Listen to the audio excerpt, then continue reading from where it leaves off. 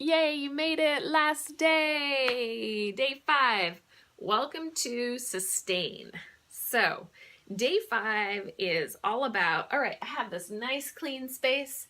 It's all organized. How in the world am I going to keep it that way? So, this is where the process of creating habits is really important. And this is also where you need to give yourself a little reward for keeping things the way they are, or give your family a little reward for keeping things the way that they are, nice and neat, right? So with your kids, for example, if you were decluttering your child's room this week and you've got everything in its place, everything's labeled, everything's nice and neat and it's clean and you've fixed up all the broken stuff, what are you going to do to keep it that way? Well, for my child, what we do is give an allowance for doing his chores. One of his chores is maintaining his room and cleaning up and tidying at night. And so he gets a quarter every time he does that. So I suggest rewards for families for keeping things in order if that's something that's important to you. If it's not important to you, then I'm going to see you a lot when you revisit this video in order to declutter your space.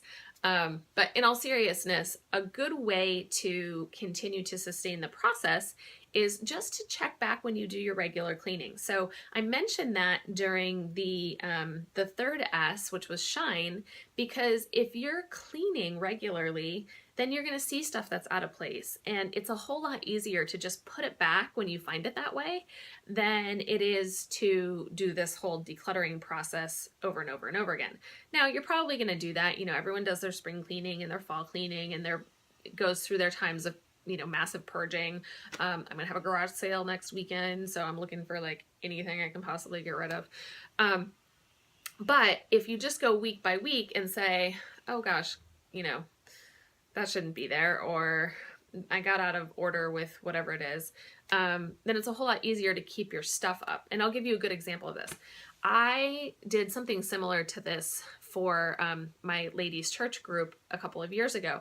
And in order to do that, I cleaned out my turnstile, my Lazy Susan corner cabinet in my kitchen because it had, you know, kind of become a mess. And I realized a couple weeks ago, I was like, that used to be clean and organized, and I still have all the stuff that's labeled, but nothing's in the right spot. And you know, just based on the fact that more than one person in this family, more than me, are using that, it just got messy, and I didn't take the time when I saw things out of place to just fix it. So I had to go back through and kind of purge and reorganize. So those things happen, but when you're doing it regularly, it's a whole lot easier to maintain it.